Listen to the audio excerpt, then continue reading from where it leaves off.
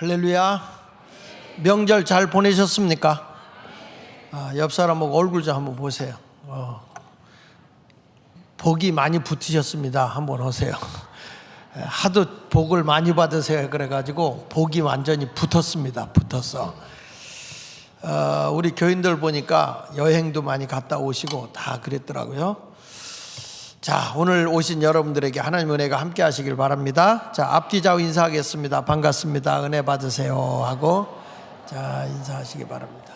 자, 2층에도 함께 하십니다.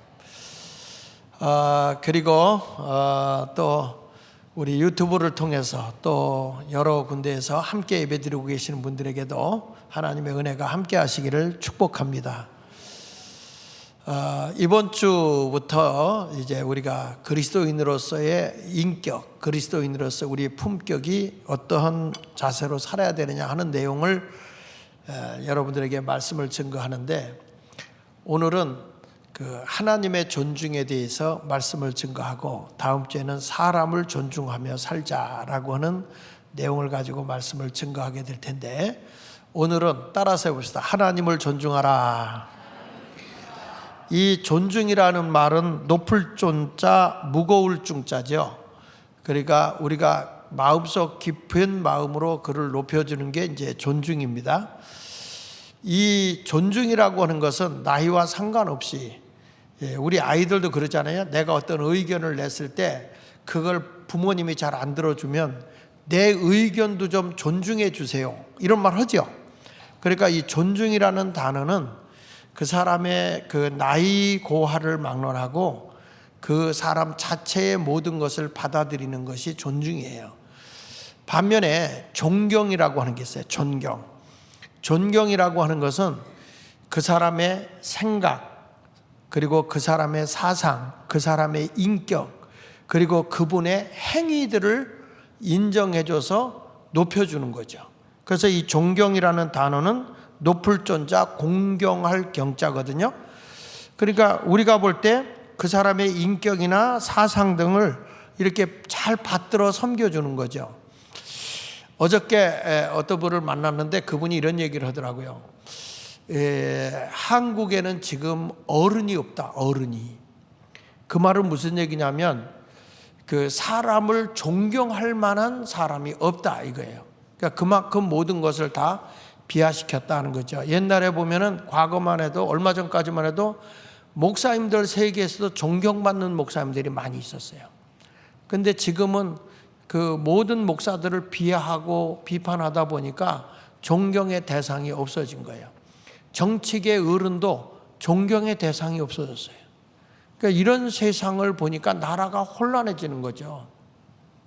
그래서 오늘 우리가 이 존경보다도 오늘은 이제 존중에 대한 말씀을 하는데, 우리가 무엇을 존중히 여겨야 될 거냐. 사람은 사회적 동물이죠. 그래서 서로를 존중해야 됩니다. 서로를 존중해야지 이게 하나님의 창조된 존재 아닙니까? 사람은 자기의 정체성이 있는 거예요. 나름대로 그 사람의 인격이 있고 그 사람의 생각이 있고 그 사람의 행동이 있어요. 그것이 잘못된 것이 아니라고 한다면 그 사람 자체를 우리가 존중히 여길 줄 알아야 된다는 거예요. 어린아이가 행동이 어른에 미치지 못해도 어린이로서 뭔가를 표현할 때는 그 의견을 존중히 여겨줄 줄 알아야 이게 사회적 존재로서 살아가는 가치가 있는 것입니다. 그러니까 존중이 없어지게 되면 어떤 일이 벌어지냐면 서로 헐뜯게 돼요. 서로 얼굴을 붉히게 되고 서로 고통을 줍니다. 그러나 서로 존중을 하게 되면 상대방을 이해하게 되고, 그리고 그 고통에 대해서 서로 공감을 하고 그 사람을 격려해주고 위로해주게 되어 있는 겁니다. 존중 없는 사회에 우리가 살게 되면 그 사회는 불평, 불만, 불신, 학대, 무시, 폭언, 폭력, 그리고 분노, 이런 것들이 막 끌어오르게 돼 있어요. 그러니까 사람이 존중함이 없다, 그렇게 살아가게 되면 애정도 없고 호의도 없어요. 그러다 보니까 서로 간에 막 따돌려요. 이런 것들이 존중이 없는 사회의 문제라는 것이죠. 우리가 신앙생활 하면서도 우리가 가장 존중히 여겨야 할 분이 누구냐? 하나님이라는 거예요. 하나님. 하나님을 존중히 여기지 않는 사람은 예배도 소홀히 하고 성도로서 해야 할 행위도 하지 않아요. 그러니까 그리스도인으로서 그 사람의 인격이나 그 사람의 생각이나 그 사람의 행위가 하나님을 존중히 여기는 것이 아니게 될 때는 그리스도인으로서 인정을 받지 못하게 돼 있다는 거죠. 그러니까 그 윌리엄 우라이라는 사람이 이런 얘기했어요. 인간에게는 사랑과 인정, 소속감과 정체성, 삶의 의미와 목적 달성 등 많은 정서적 욕구가 있다. 그리고 이 모든 것들을 한마디로 요약한다면 그것을 존중이라고 할 수 있다. 이렇게 말했어요. 그러니까 사람에게는 그 안에 서로 사랑하고 서로 인정하고 그 사람이 우리에게 함께 소속감을 가지고 있지만 그 사람 나름대로 정체성이 있는 거예요. 아, 저분은 저런 특징이 있네. 저분은 저런 특기가 있네. 이런 정체성을 인정해주고 그 사람 나름대로 삶의 의미와 목적을 이루기 위해서 애를 쓰는 그런 것을 보면서 아, 저 사람은 정말 뭔가 자기 나름대로 열심히 사는 분이 있어. 그러면 그 나름대로 존중을 해줘야 된다는 거예요. 이것이 바로 윌리엄 우라이라고 하는 사람이 이 세상에 필요한 것이 뭐냐? 상호 간의 존중이다. 이렇게 얘기를 한 거예요. 그런데 우리가 신앙생활하면서 중요한 것은 하나님에 대한 존중이에요. 오늘 성경에 보면 엘리 제사장의 가정에 대한 문제입니다. 엘리 제사장은 하나님께 예배를 집례하는 사람이고 성도 백성을 모아서 하나님을 온전히 예배하도록 하는 역할을 하는 사람이 제사장이에요. 그런데 이 제사장의 아들 가운데 홈니와 비느하스라고 하는 아들 둘이 있는데 이 아들들은 하나님을 예배하지도 않고 하나님을 믿지도 않고 아주 제사장의 아들이지만 성경은 이들을 불량아라고 그랬어요. 불량배라고 얘기를 했어요. 그래서 이들이 어떻게 됐느냐? 하나님을 존중히 여기지 않는 자는 가정이 패가망신하게 되고 그로 인해서 영적인 지도자가 타락하고 영적인 지도자의 가정이 잘못되니까 그 백성까지도 고통이 오는 거예요. 가정 몰락은 당연한 것이고 백성까지 어려움이 오게 되는 것이죠. 그래서 오늘 우리가 하나님을 존중히 여기는 것이 뭐냐? 제가 크게 두 가지로 오늘 여러분들에게 말씀을 전할 텐데 첫째는 예배를 온전히 드리는 것이 하나님을 존중하는 거예요. 따라합시다. 온전한 예배의 삶이 하나님을 존중히 여기는 것이다. 여기 보면 사무엘상 2장 28절에 이스라엘 모든 지파 중에서 내가 그를 택하여, 하나님이 누굴 택했느냐? 엘리 제사장을 택했다는 거예요.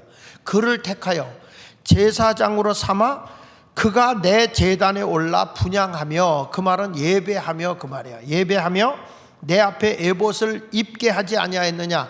제사장들이 입는 옷, 그 옷을 입고 하나님 앞에 예배를 드리게 했다는 거예요. 그래서 이스라엘 자손 모두가 드리는 모든 화제를 내가 내 조상의 집에 주지 아니하였느냐? 하나님께 모든 사람이 예배를 드릴 수 있도록 예배를 집례한 역할을 한 사람이 바로 엘리 제사장이었다 이 말이에요. 그래서 예배를 잘 드리면 하나님이 그 가정을 축복해 주거든요. 복이 임하게 해 주신다고요. 그런데 이 가정은 엘리 제사장이 형식적으로 예배를 드리고 자손이 예배를 소중히 여기질 않아. 예배를 멸시하는 거예요. 성경 말씀 사무엘상 2장 17절의 말씀을 보면요, 이 소년들의 죄가 이렇게 나와요. 이 소년들이 누구냐면 엘리 제사장의 아들들이에요. 홈니와 비느하스예요. 홈니와 비느하스가 여호와 앞에 심히 죄가 여호와 앞에 심히 큰 것은 그들이 여호와의 제사를 멸시했다. 하나님께 예배를 가볍게 여기고 소홀히 했다는 거예요. 예배를 제대로 드리지 않았다는 거예요. 예배를 멸시했다는 것은 하나님을 존중히 여기지 않았다는 것입니다. 성경에 보면 안식일을 거룩하게 지키는 자는 하나님이 존중히 여긴다고 그랬어요. 여러분, 우리가 주일을 잘 지키잖아요. 예배를 잘 드리잖아. 하나님이 그 날을 잘 지키는 자들에게 복을 준다 그랬거든. 창세기 2장 3절에 보면은 하나님이 그 일곱째 날을 뭐 되게 했다 그랬죠? 복되게 했다. 그래서 복되게. 그러니까 복되게 하시고 하사 거룩하게, 거룩이라는 말은 하기오스라는 단어인데 구별되었다 그 말이에요. 하나님께서는 엿새 동안 창조하시고 일곱째 날에 쉬셨어요. 그게 안식이에요. 그런데 사람에게는 여섯째 날 창조됐기 때문에 그 다음 날이 안식일이에요. 그래서 지금 보면 안식일의 주인 되신 예수님을 통해서 주일 예배를 드리고 엿새를 시작하는 거예요. 이게 인간의 해야 할 본분이에요. 무엇보다도 여러분 가정에서 우리 자손들이 해야 될 게 뭐냐? 예배를 잘 드려야 하나님의 약속대로 땅에서 복을 받습니다.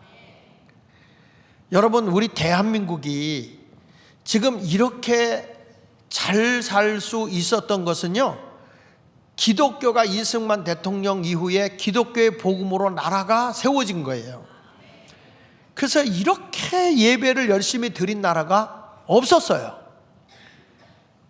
그러니까 하나님이 이 황무한 땅, 가난했던 이 땅, 6.25로 폐허가 됐던 이 나라를 이렇게 하나님께서 지금 이렇게 엄청난 복을 준 나라가 되었거든요. 이런 나라가 되었는데 지금 젊은이들이 예배를 잃어버리게 되고 모든 사람들이 예배를 잃어버리면서 우리나라가 위기 속에 처한 거예요. 나라가 이 지경까지 된 거는 저는 교회가 본질적인 예배를 잃어버렸다 그 말이에요. 여러분, 세상의 역사 이래로 대통령이 비상계엄령을 선포했다. 그건 뭐냐면 국민을 깨우친 거거든요. 나라가 이렇게 위태롭다. 지금 반국가 세력이 나라의 정치계, 경제계, 사법계 할 것 없이 교육계까지 다 정복이 됐다. 대통령이 하려고 해도 할 수가 없다. 지금 대한민국이 위기가 저 김일성이가 6.25를 일으켜서 이 공산화 시키려고 했던 그때보다 더 위기다. 이것을 깨우친 사람이 윤석열 대통령이에요. 그런데 이걸 갖다 내란죄로 몰아가지고 감옥에다 집어넣는데 역사 이래로 왕이, 대통령이 내란이라는 거는 내란을 일으켜서 권력을 잡으려고 하는 거거든요. 근데 최고의 권력을 쥐고 있는 대통령이 여러분 내란을 일으킬 이유가 어디 있습니까?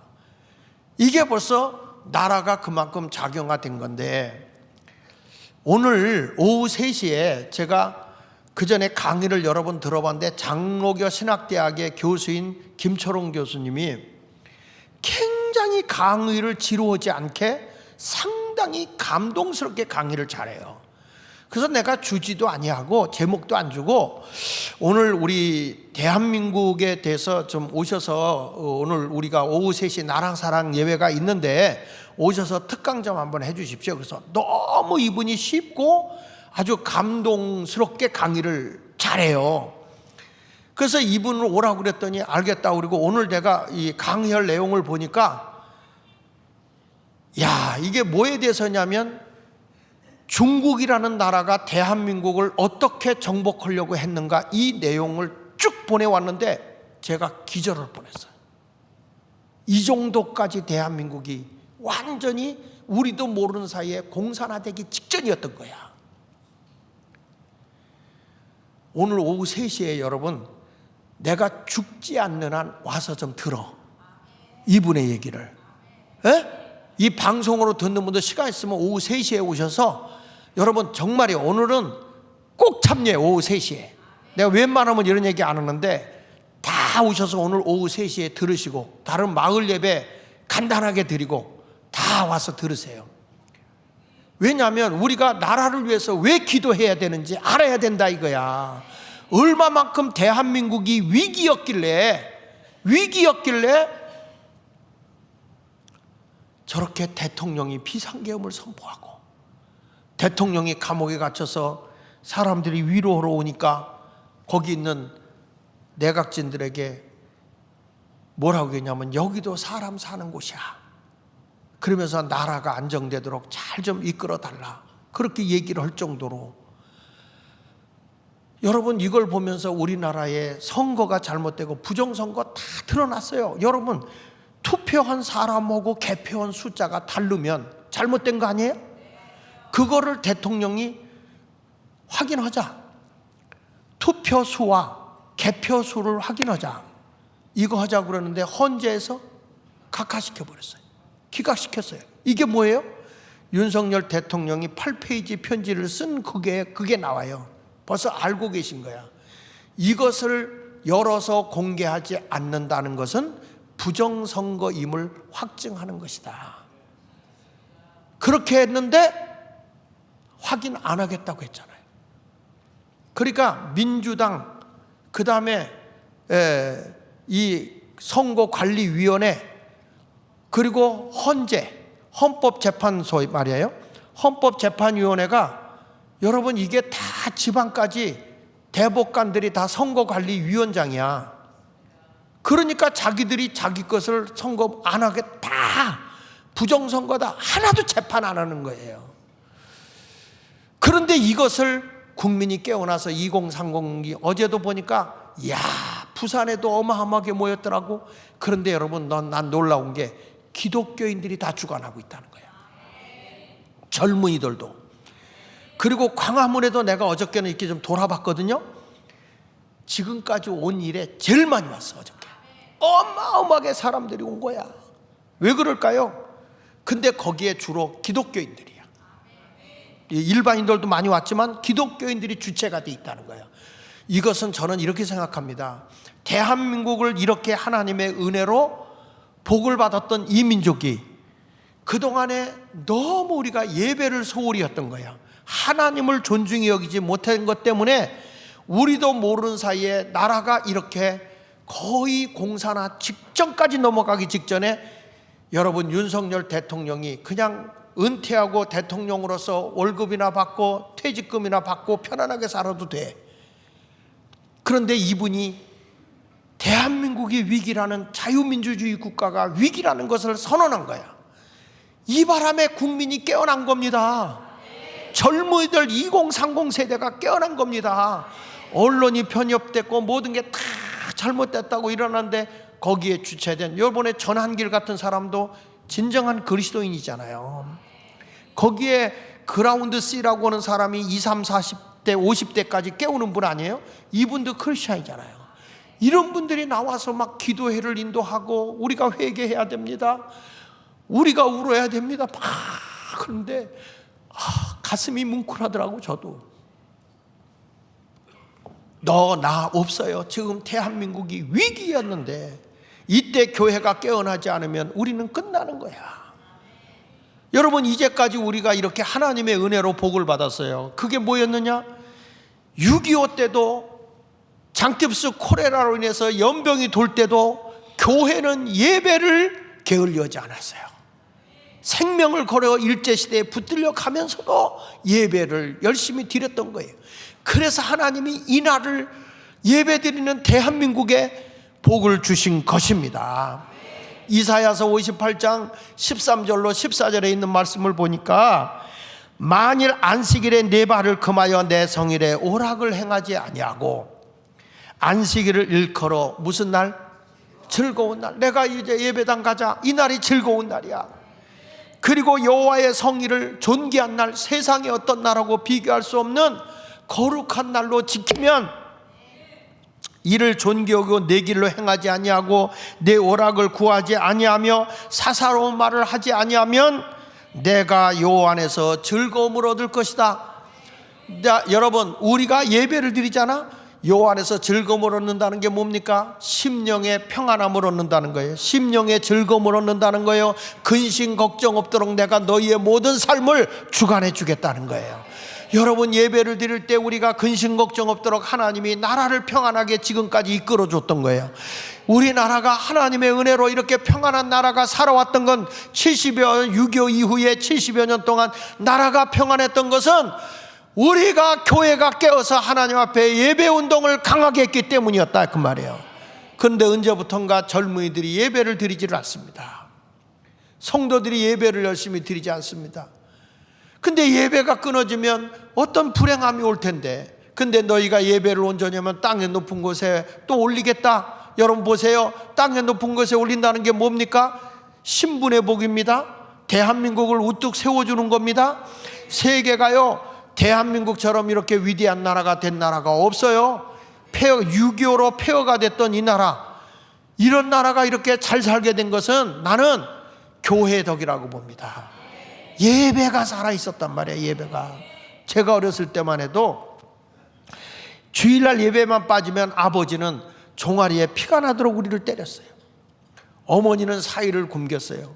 왜 그럴까요? 하나님 앞에 우리가 존귀한 예배를 빼먹는 건 이 세상에 살아야 할 가치가 없다. 이렇게 우리 신앙의 선조들이 엄하게 훈련을 시켰어요. 주일 성수 철저히 하도록. 그래서 여호와 안에서 즐거움을 얻으며 내가 너를 땅의 높은 곳에 올리고, 여러분 대한민국은 세계에서 많이 위대한 나라가 되어 있어요. 그뿐 아니라 뭐라고 해서 내 조상 야곱의 기업으로 기르리라. 개나리 벗진 짊어지고 간 야곱에게 하나님이 재물의 복을 준 것처럼 밑바닥에서 내가 너희에게 재물의 복을 주겠다. 이게 여호와의 입의 말씀이다 라고 말씀했어요. 여러분 지금 교회가 회개하고 정신 안 차리면, 예배를 회복하지 않으면요, 지금 대한민국의 경제는 꼬꾸라지게 돼 있어요. 최고의 통수권자가 지금 없어요. 행정부에 모든 요직에 있는 사람들이 다 공석이에요. 저 친중 세력인 더불어민주당이 다 탄핵해서 행정부가 공석이에요. 행정부가 마비되어 있어요. 그래도 이 나라에 이렇게 치안이 유지되고 이 나라에 국방력이 유지되는 건 유엔사가 있기 때문에 그런 거예요. 유엔사가 있기 때문에. 예배가 무너져서는 절대 안 되는 겁니다. 여러분 성경에 마태복음 12장 8절에 인자는 안식일의 주인이라 그랬어요. 예배가 끊어지잖아요. 나라는 그냥 재앙이야, 재앙. 그게 어디에 나오느냐? 요엘 선지자를 통해서 이스라엘 백성이 세상에 빠져가지고 예배를 빼먹는 거예요. 예배를 안 드리는 거야. 그러니까 뭐가 오는지 아십니까? 나라가 금방 흉년이 들어서 경제적 어려움이 오는 겁니다. 요엘서 1장 9절에 보십시오. 여기 보면 소제와 전제가 여호와의 성전에 끊어졌다. 이 소제와 전제가 뭐냐면 아침과 저녁에 드리는 예배예요. 우리가 보면 새벽 예배이고, 그 다음에 우리가 저녁 예배 있잖아요. 주일 낮 예배 말고 저녁 예배가 있었는데, 우리 교회도 저녁 예배 참 많이 모이던 교회였는데, 저녁 예배를 없애고 어떻게 했냐면 소그룹 공동체 예배를 위해서 우리가 이제 마을 예배, 목장 예배, 이런 공동체 예배를 강화시켜 준 거거든요.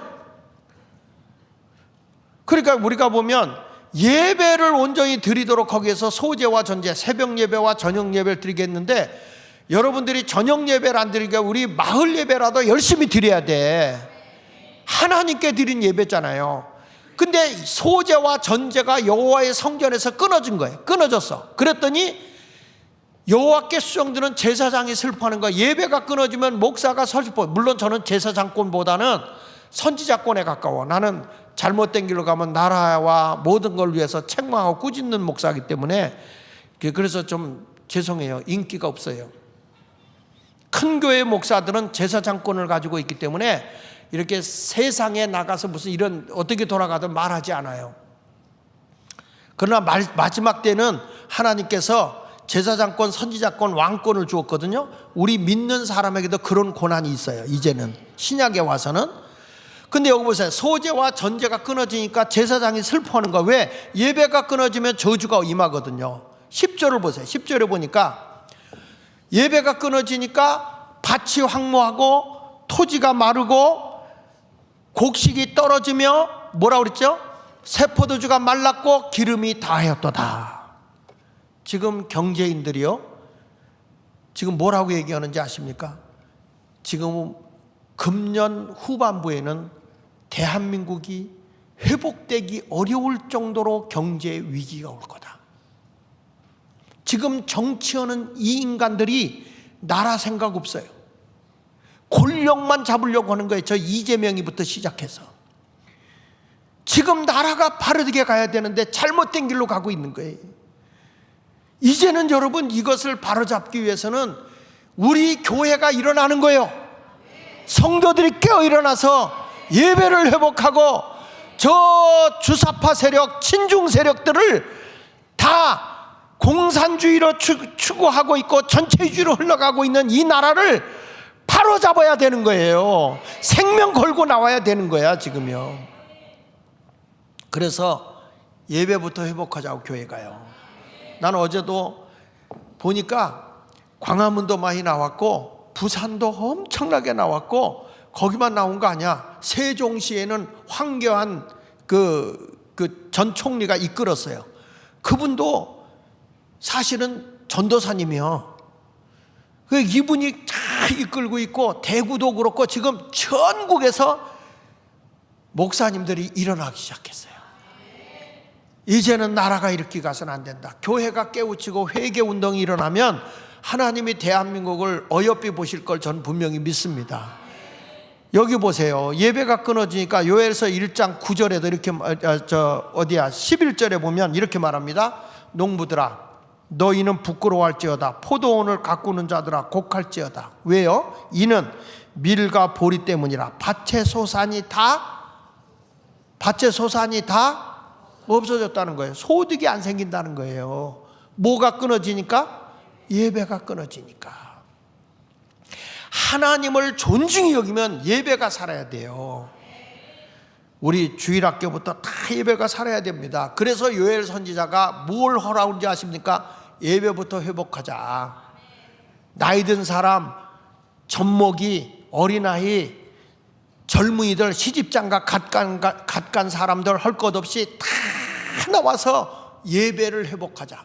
이게 요엘이 외치는 거예요. 요엘서 2장 16절에 보면요, 백성을 모아 그 모임을 어떻게 하라고요?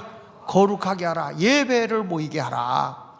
그러면서 여기 보세요. 장로들을 모으며, 여기서 장로는 지금의 장로가 아니라 여기는 긴장자 늙을로자, 그러니까 나이 드신 어르신들, 나이 든 동네 어른들이 다 와서 예배 드리게 해라. 그 다음에 어린이, 그 다음에 누구라고 그랬어요? 젖 먹는 자, 유아, 젖먹이들, 그 다음에 신랑을 그 방에서 나오게 하고 신부도 그 신방에서 나오게 하라. 젊은이들이죠. 막 결혼해가지고 저들이 젊은 나름대로 바빠, 신혼이 좋아. 아니야, 예배부터 드리라는 거예요. 예배부터 다 나오라는 거예요. 젊은이들 할 것 없이 신혼도 다 와서 예배하라. 그 다음에 뭐라고 했어요? 여호와를 섬기는 제사장들은 낭실과 제단 사이에서 울며 이르기를 여호와여 주의 백성을 불쌍히 여기소서. 백성들이 다 나오게 하고 주의 종들은, 제사장들은 울라는 거예요. 회개하고 울라는 거예요. 예배를 회복하지 못하고 나라가 망해지고 흉년 들고 어려움을 당하고 있는데 이게 다 누구냐? 하나님이 우리에게 복을 줘야 되는 것인데 하나님을 망각하고 하나님을 존중히 여기지 못하는 백성들, 가슴을 치고 회개해야 된다. 저는 지금 이렇게 한국 교회들이 깨어일어나서 나라를 위해서 울부짖는 것은 우연이 아니라고 봐요. 회개 운동이 일어나면 나라가 삽니다. 여기 보십시오. 주의 백성을 불쌍히 여서 주의 기업을 욕되게 하여 나라들로 그들을 관할하지 못하게 하옵소서. 주의 기업들이 욕돼, 우리나라 기업이 망하면 안 됩니다. 기업이 일어나야 됩니다. 아시겠습니까? 지금 여러분 우리나라의 기업들 있잖아, 중국으로 엄청 넘겼습니다.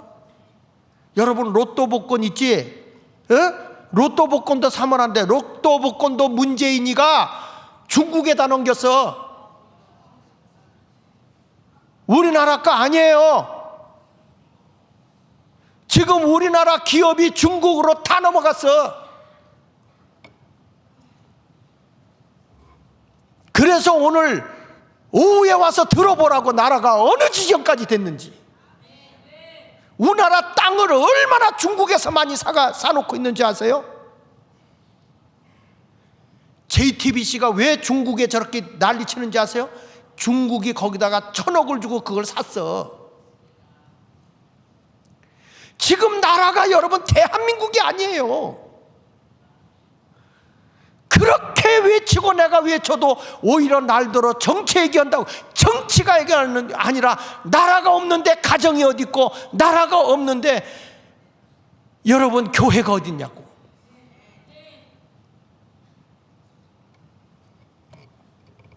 그래서 우리는 다시 예배를 회복해야 되고 회개해야 되는데 주의 종이 통곡을 하고 우는 거예요.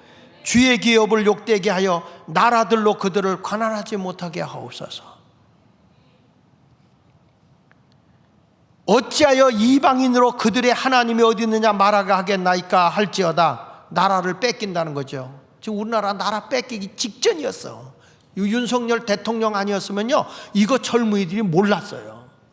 아무리 내가 얘기해도 못 알아듣는데 뭐.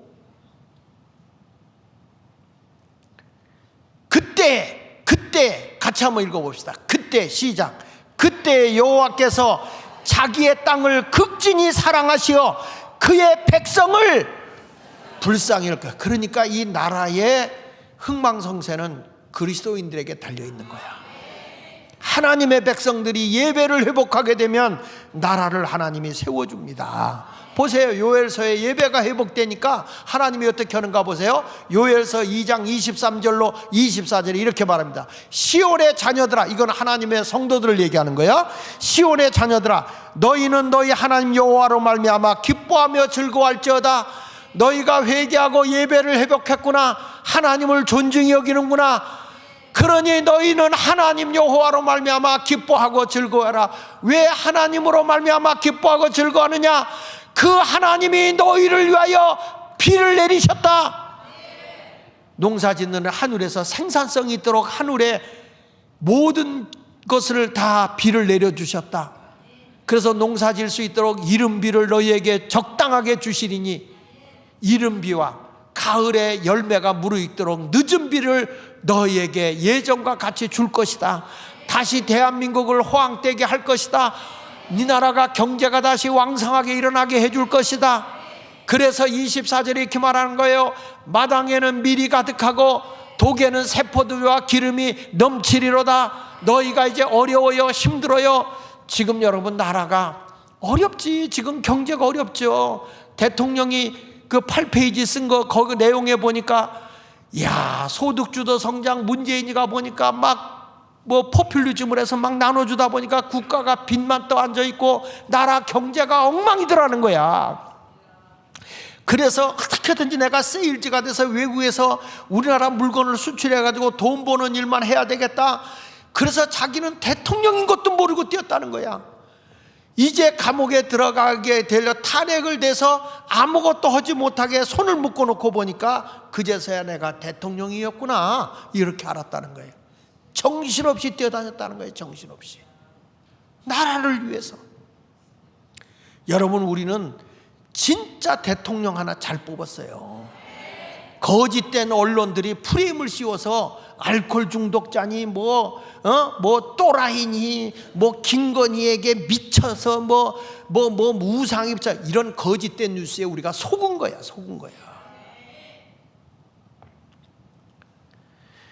보세요. 우리가 예배를 회복하게 되면 하나님이 나라를 이렇게 풍족하게 해주는 거예요. 요엘서 2장 26절 같이 한번 읽어봅시다. 시작.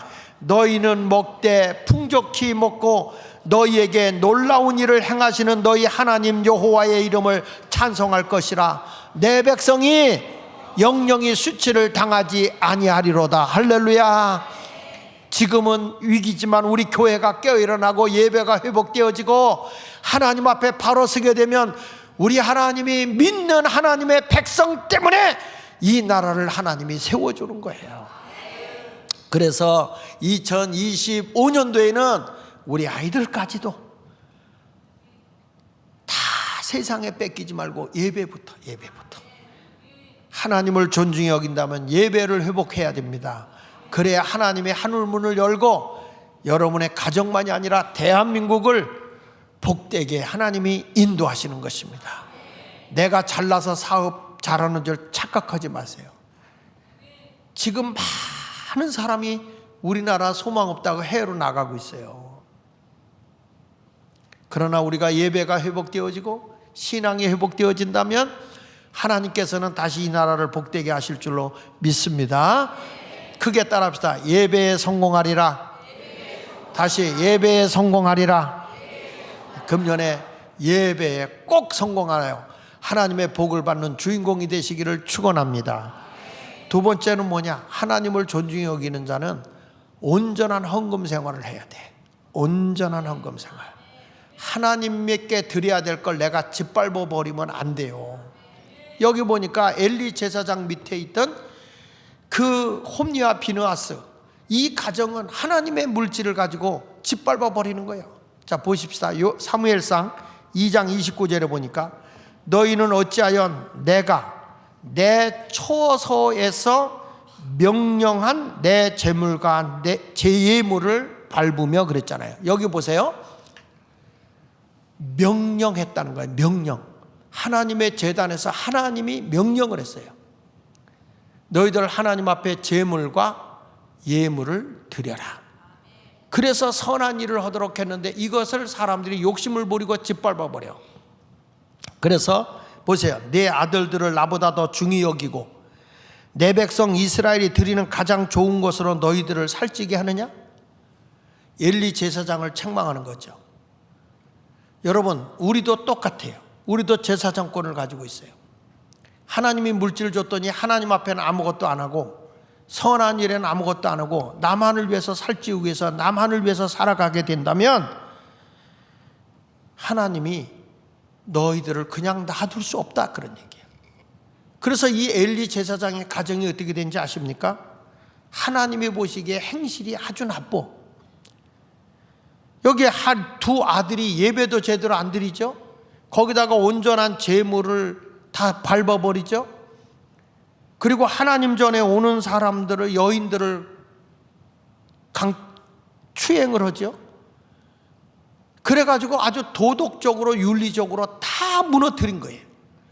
보십시오. 사무엘상 2장 12절에 엘리의 아들들은 행실이 나빠 여호와를 알지 못한다. 아니, 제사장의 아들인데 하나님을 몰라. 그뿐입니까? 사무엘상 2장 22절에 보면은 엘리가 매우 늙었더니 그의 아들들이 온 이스라엘에게 행한 모든 일과 회막문에서 수종드는 여인들과 동침했다. 하나님 보니까 도덕도 다 무너진 거예요. 그래서 하나님이 어떻게 하십니까? 전쟁. 백성을 바르게 일깨우자 하니까 전쟁이나. 그전에는 법궤를 갖고 가면 이겼어. 법궤 메고 나가도 졌어요. 그래서 전쟁터에 나가서 홈리와 비느하스, 엘리 제사장의 두 아들이 죽습니다. 그뿐 아니라 백성이 노예로 끌려갑니다.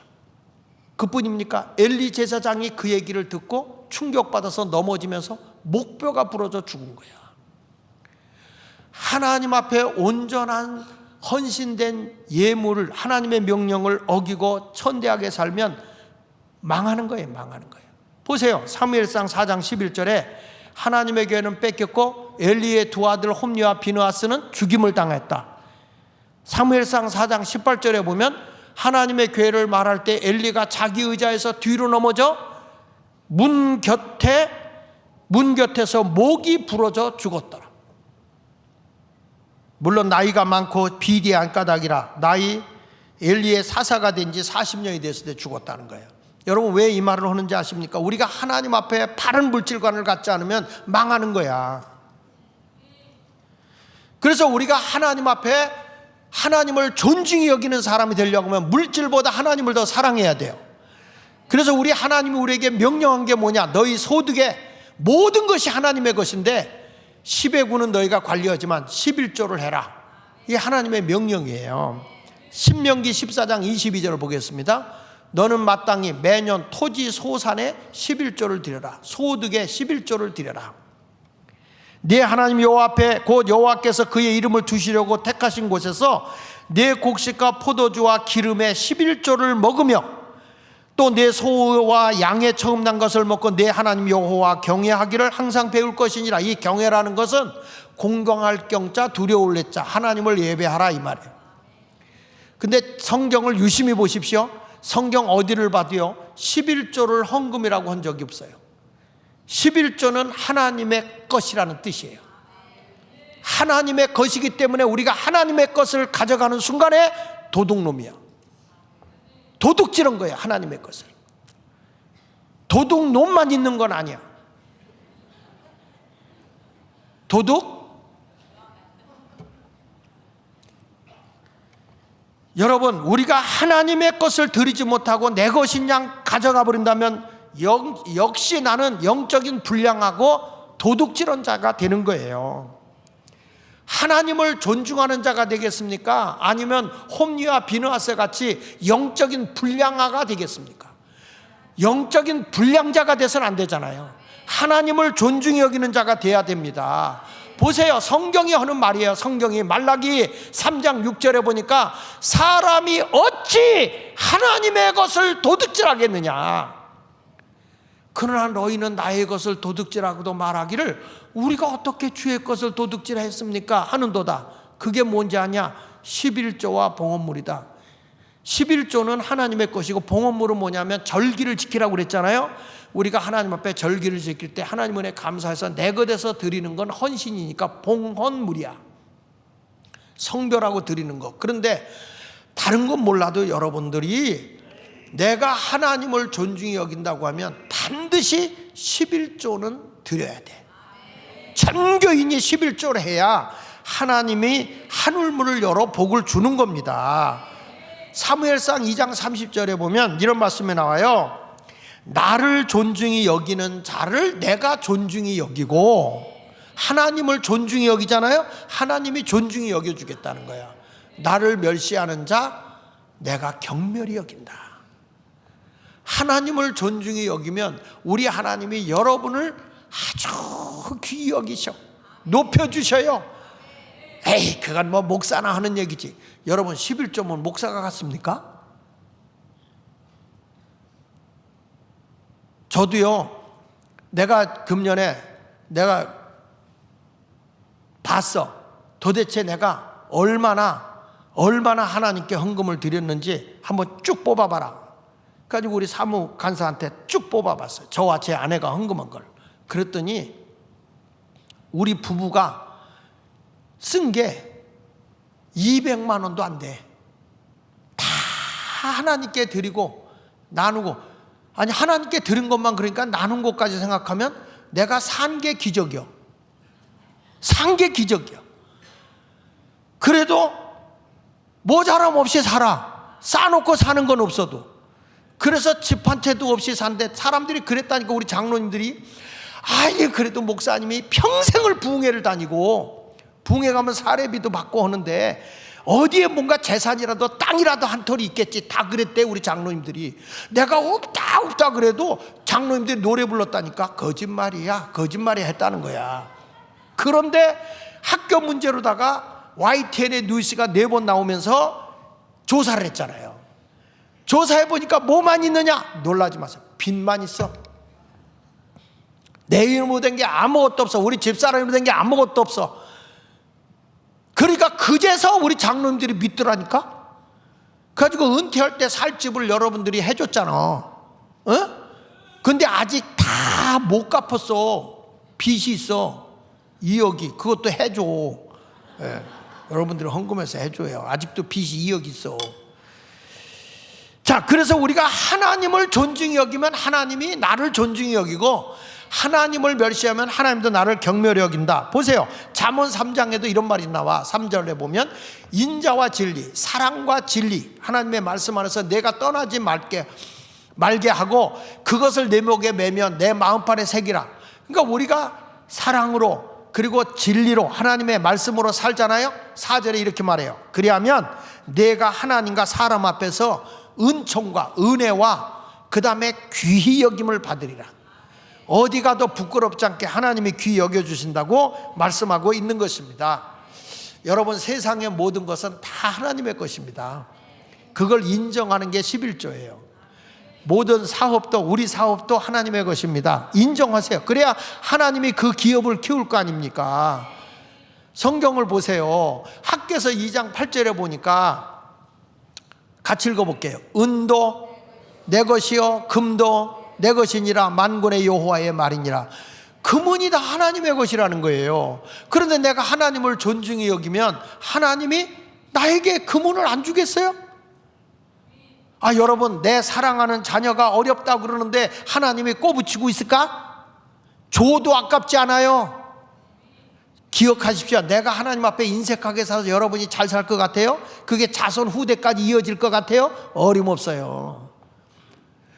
먹을 것도 없어도 우리 어머니 아버지는 장리쌀이 뭐냐? 이자 쳐서 갚는 쌀이 장리쌀이야. 장리쌀을 빌려서라도 하나님 앞에 추수감사를 했어요, 저희 아버지는. 그래서 우리가 망했느냐? 아니라니까. 우리 자녀들 다 잘 됐다니까요. 우리 가정은 아버지 혼자 예수 믿어서 전 가족을, 그러니까 우리 아버지 뒤를 이어서 쭉 후손을 보니까 100명이 넘어. 그 다 예수 믿어. 왜? 남이 잘 되는 꼴을 못 봐요? 예? 시편 24편 1절에도 보세요. 자, 땅과 거기 충만한, 땅에 일어나는 모든 충만한 것, 세계, 그 가운데 사는 자들은 다, 그러니까 천지의 모든 것은 다 누구 것이라는 거예요? 하나님의 것이라는 거야. 믿으시면 아멘.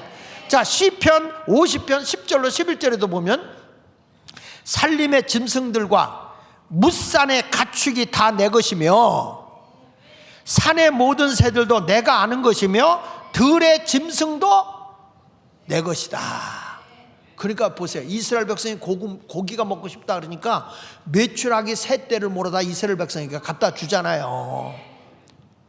코에서 입에서 질리도록 내가 안겨주겠다. 그 모세가 기가 막혀서 장정만 60만이고 이 이스라엘 백성이 광야에 가는 사람이 200만이 넘는데 하나님이 소의 떼를 모은들, 물고기 떼를 모은들 이게 가능하겠습니까? 라고 하니까 하나님 뭐라 그래? 야, 이 모째째야.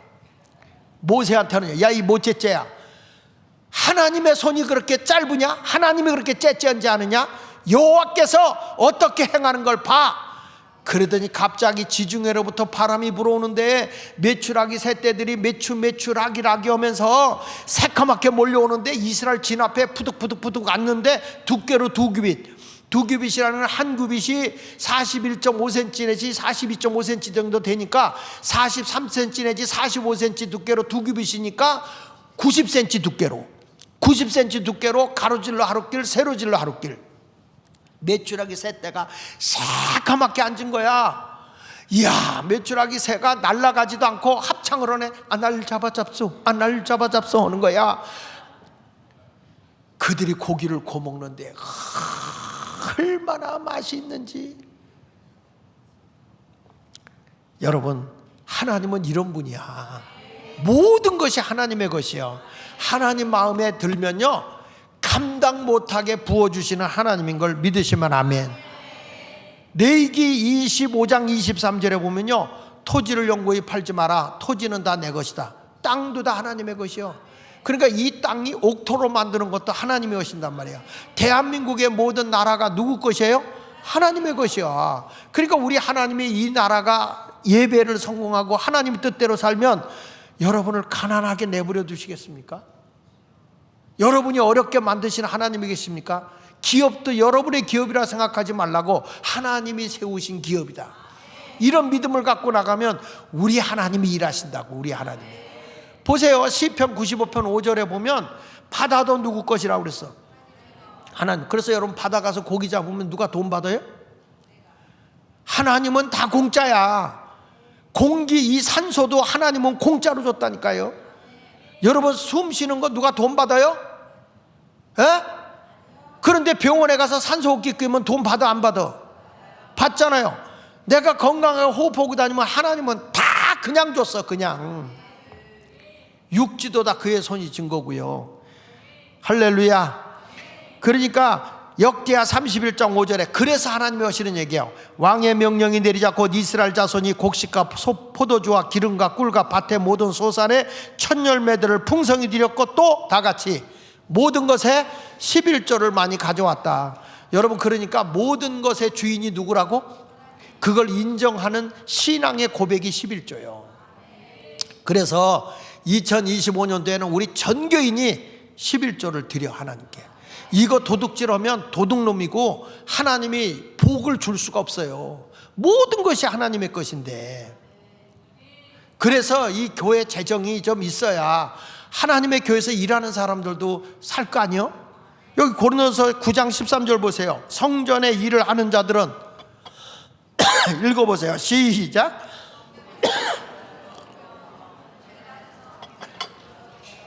제단과 함께 나누는 것을 너희가 알지 못하느냐. 이와 같이 주께서도 복음 전하는 자들이 복음으로 말미암아 살리라. 그러니까 여러분들은 땅의 복을 누리고 주의 종들은 땅의 것을 위해서 사는 자들이 아니야. 성도들이 주면 그걸 갖고 먹고 사는 거지. 아시겠어요?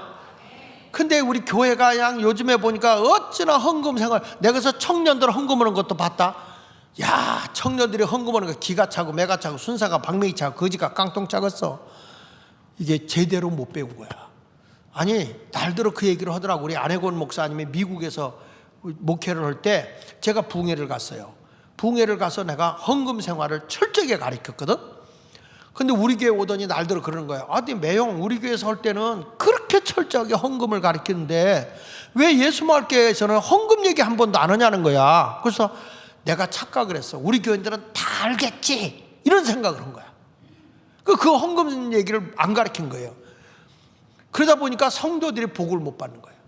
그 전에 잘 받던 사람들도 요즘에 목상 어려워요, 일거리가 없어요, 막 이런 얘기를 하는 거예요, 나한테. 그래서 2025년도에 어차피 나 이제 곧 은퇴니까 제대로 가르쳐 주고 가야지. 예, 내가 보기엔 우리 박태모 목사님이 나처럼 이렇게 강하게 할 것 같지는 않아요. 너무 착하고 부드러워서. 근데 여러분, 해야 돼. 무조건 11조 해야 돼.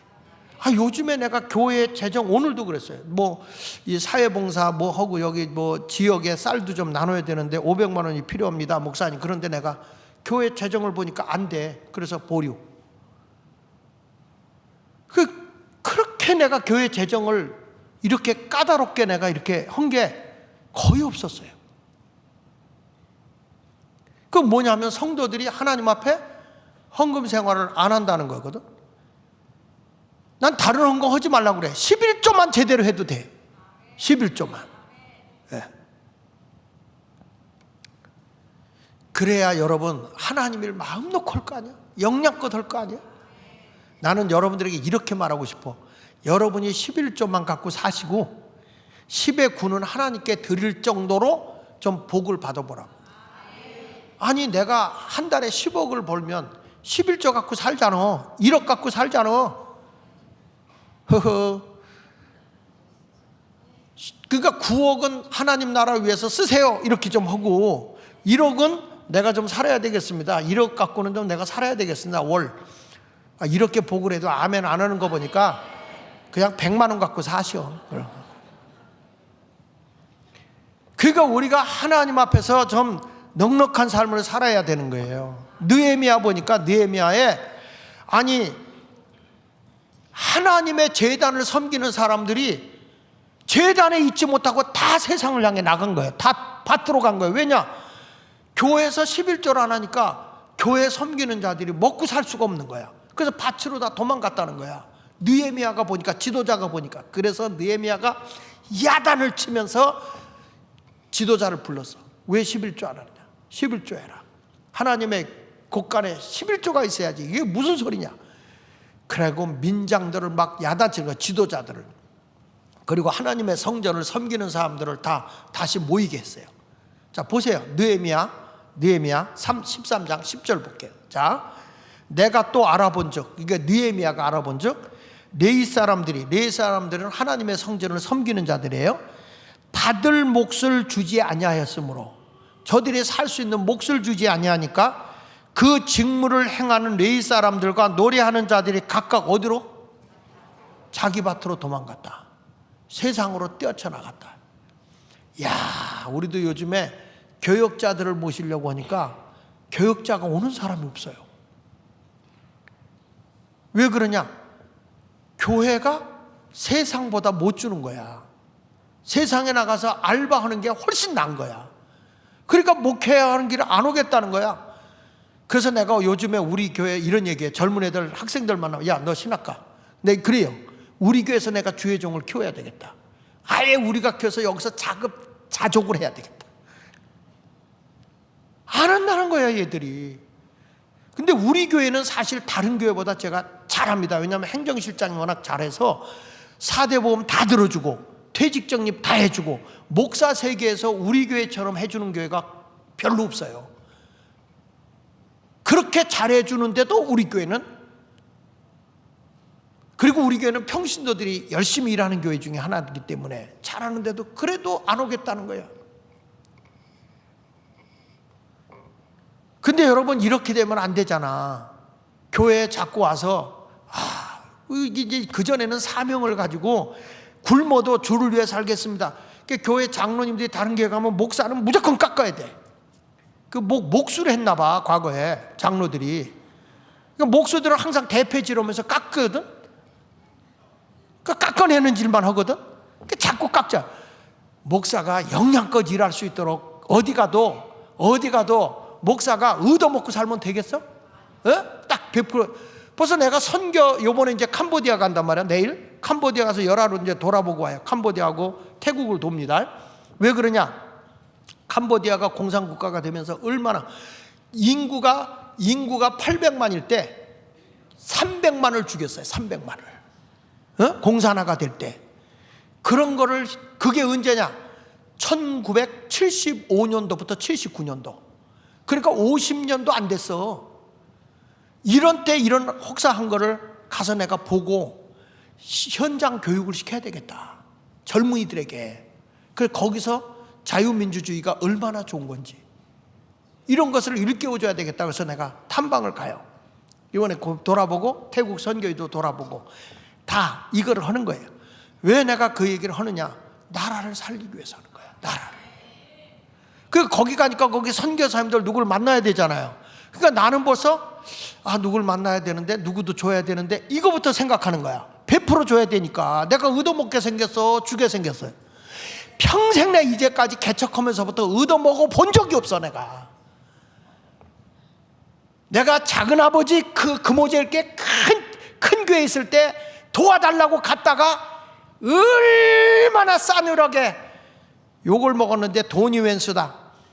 내가 다시는 내가 이런 짓 안 한다 그래가지고 나라를 위해서 뭐 연구하고 뭐 하는 거 있잖아. 그 연구비가 많이 들잖아요. 내가 PPT 만들고 뭐 하는 거니까. 그래서 내가 정광훈 목사님한테 2번 부탁했어. 연구비 좀 달라. 이야, 얼굴이 딱 굳어 쳐다보지도 않는 거야. 얼마나 자존심이 무너지는지. 내가 2번 다시 손 벌리면 인간이 아니다. 사람의, 내가 하고 말지. 이렇게 되다. 난 그래서 평생 어디 가도 얻어먹긴 틀렸어. 주고 살아야지. 베풀고 살아야지. 그러니까 여러분들이 복받아서 많이 줘. 그런데 보세요. 느헤미야가, 보세요. 여기 보세요. 어떻게 하나님의 종들이 다 세상으로 뛰쳐나가느냐. 자, 거기 보세요. 내가 모든 민장들을 꾸짖어. 민장은 지도자들이야. 동네 지도자 꾸짖어 이르기를 하나님의 전이 어찌하여 버림받았느냐. 하나님의 전이 어찌하여 버림받았느냐. 하나님의 성전이 버려졌다 하고 그 레위 사람들을 불러 모아다 다시 제자리에 세웠더니 이에 온 유다가 곡식과 세포도와 기름에 11조를 가져다가 곡간에 드리기 시작한 거예요. 그래가지고 교회가 부흥될 때 느헤미야 13장 13절을 좀 찾아줘 봐요. 거기서 느헤미야가 이런 고백을 합니다. 느헤미야 13장 13절을 보니까 다시는 이런 일이 끊어지지 않게 해달라. 자, 같이 한번 읽어볼게요. 내가 제사장 설레만 서기관 사두관들 위해서 이번을 참고를 지금 맞다냐 거기서 이렇게 하면서 다 이들에게 분배하는 일을 하겠어요. 그 다음 절 보세요. 14절. 자, 그래서 느헤미야 같이 읽어보세요. 시작. 내 하나님이여, 이 일로 말미암아 나를 기억하옵소서. 내 하나님의 전과 그 모든 직무를 위하여 내가 행한 선한 일을, 이게 선한 일, 이 일이 끊어지지 않게 해달라. 느헤미야는 목사도 아니야. 지도자야. 이스라엘의 위에서 이 사람이 간절한 교회를 살리는 운동을 한 거예요. 이게 2025년도에 나는 예수 마을교회만 사는 게 아니라 한국교회가 다 살아야 된다고 생각을 해요. 그러기 위해서 하나님을 존중히 여기기 위해 예배, 그 다음에 11조, 이 두 가지는 반드시 행해야 됩니다. 하나님을 천대했던 홈리와 비느하스 형제는 비참하게 죽었잖아요. 여러분, 순종이 제사보다 난 겁니다. 사무엘상 15장 22절 끝에 가서 보세요. 순종이 뭐보다 낫다고? 예배보다 나은 거예요. 듣는 것이 수양의 기름보다 나은 거야. 그러니까 하나님 말씀을 듣고 순종하는 자가 되어야 할 줄로 믿습니다. 할렐루야. 자, 이제는 하나님이 여러분들에게 말씀하는 거예요. 근데 나는 성경에서 보면 사울과 다윗의 차이가 뭔지 아세요? 사울은 하나님의 은혜로 왕이 됐어요. 근데 왕이 되고 높이 올라가고 나니까 하나님의 말씀대로 안 살아. 지 고집대로 살아. 그래서 하나님이 그를 버렸어요. 하나님을 존중히 여기지 않으니까 버렸어. 근데 다윗은요, 자기가 잘못해도 하나님의 말씀이다 그러면 하나님 말씀을 존중히 여겨서 그가 회개해요.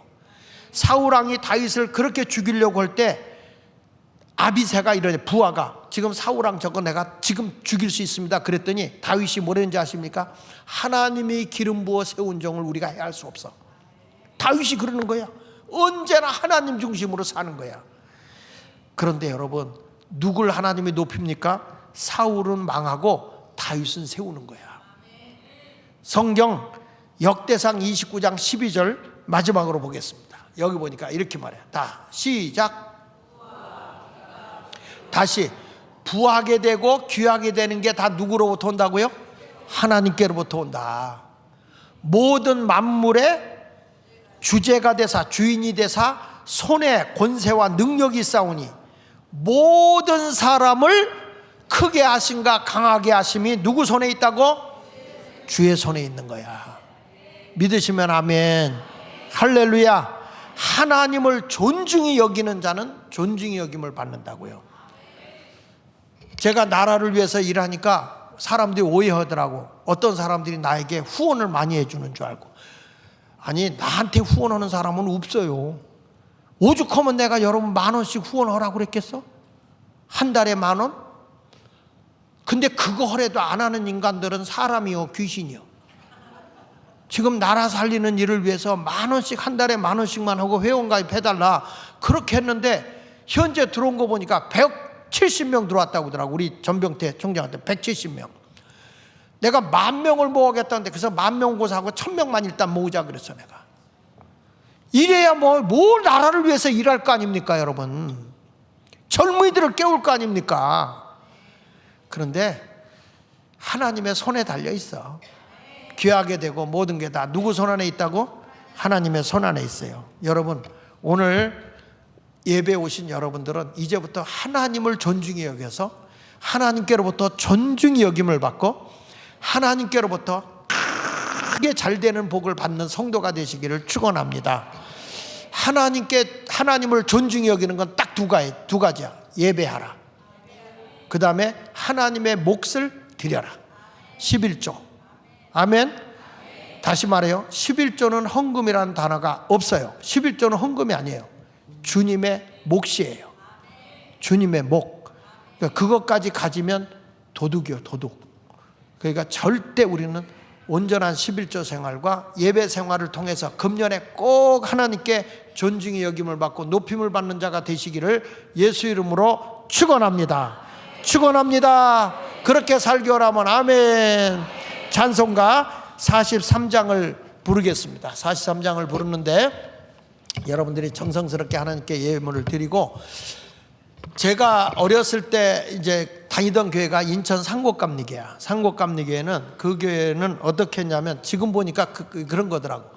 연초가 되면 다 각서 쓰는데 11조 할 거냐 안 할 거냐, 그리고 금년에 주정헌금은 얼마로 할 거냐 딱 정해라, 이런 식으로 해가지고 헌금을 딱 그때 이렇게 봉투에다 써가지고 하나님께 서약을 했었어. 그리고 그 성탄절 헌금할 때는 뭐냐면 우리가 1년에 하나님께 드릴 연료비다 하는 생각을 가지고 해라, 이런 식으로 했던 게 기억이 나더라고요. 근데 오늘 여러분들에게 그건 아니지만 여러분들의 마음에 늘 다짐하면서 꼭 온전한 신앙생활을 하겠다, 이런 각오를 가지고 여러분들이 예배 생활과 헌금 생활을 꼭 다짐하는 마음으로 봉헌할 수 있기를 바랍니다. 아셨죠? 제가 오늘 워낙 세게 설교를 했는데 11조 생활 이거는 성경이니까 했는데 두 사람이 이런 사람이 있어요. 오늘 내가 오기 싫은 거 억지로 왔는데 정말 잘못 왔다. 아니요, 진짜 잘 오신 거야. 오늘 설교는 진짜 여러분이 잘 들으신 거야. 목사님들이 이런 설교 부담스러워서 목사들도 못해요. 그러나 해야 되기 때문에 한 거야. 여러분에게 복받을 길을, 하늘문을 열어놓는 길을 알려준 거니까 성경이 말합니다. 들을 귀 있는 자는 성령이 교회들에게 하시는 말씀을 들을지어다. 이 말씀을 듣고 행하시길 바랍니다. 즐겁게 안식할 날 43장 찬송.